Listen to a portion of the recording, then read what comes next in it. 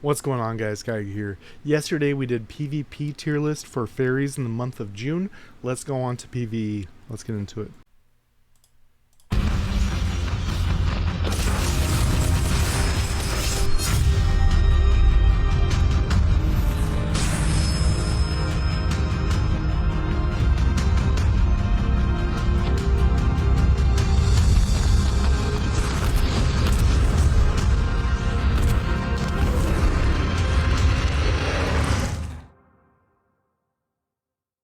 Alright guys, so yesterday we went over PvP.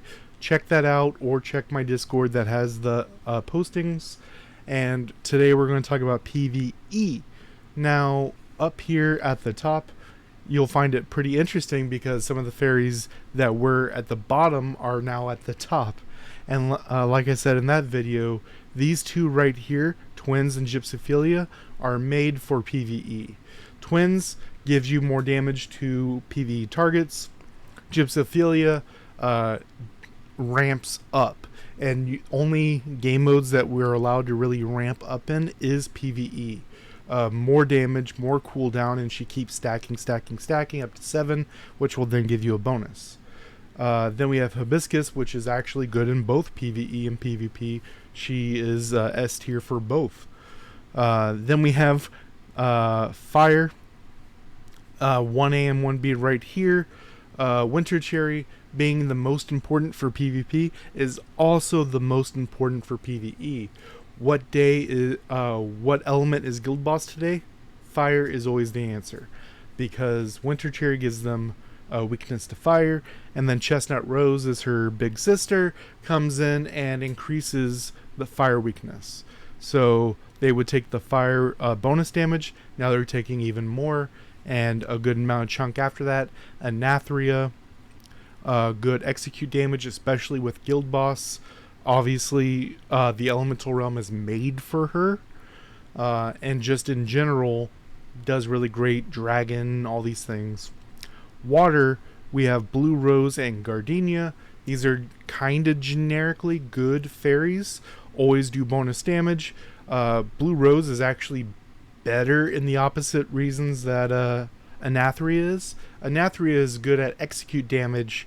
Blue Rose is good at them being at max HP. So them being at max HP gives you bonus damage with Blue Rose. Also reduces damage you take. Gardenia, as long as you're swapping at correct intervals, you're getting bonus attack and defense. Then we have Dandelion and Almond Blossom, generically good wind fairies. That's kind of the weakness of wind.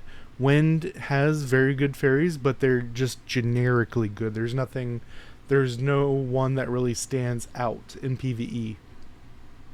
Then down here, A tier, Laurel does high damage, and that's generally what you're looking for in PvE. Rimuru, some bosses, does a great job stripping, also just giving you some buffs.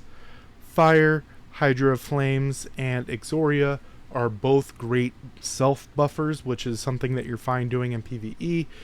Some people are worried about Exoria killing you beforehand, but I mean, as long as you wait till you're under half before you use it, you actually end up gaining HP in that trade-off. Sisters right here, Hydra and Lotus, both very good. Generic good water fairies. Wind right here, Hyacinth and Balloon Flower, and Hyacinth giving you the cooldown, Balloon Flower bringing them in, defense down. Kind of like what I said for Anathria, the elemental realm is kind of made for her.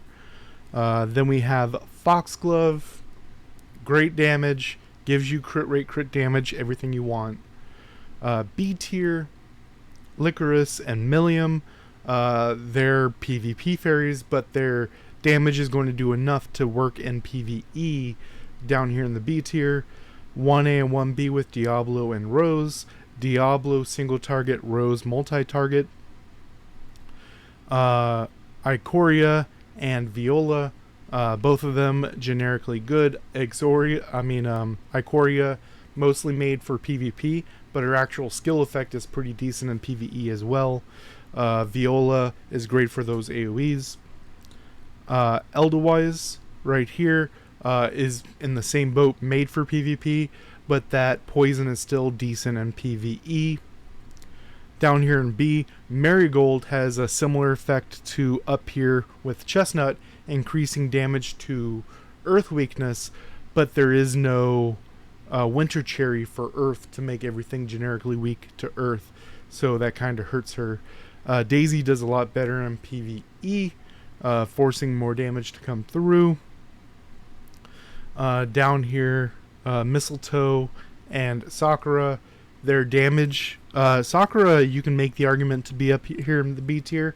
I think because of how I think because the defense down is good, obviously, but I think because single target versus these being AoE kind of hurts her even in the bossing aspect, because in PvE you already have these monsters up here,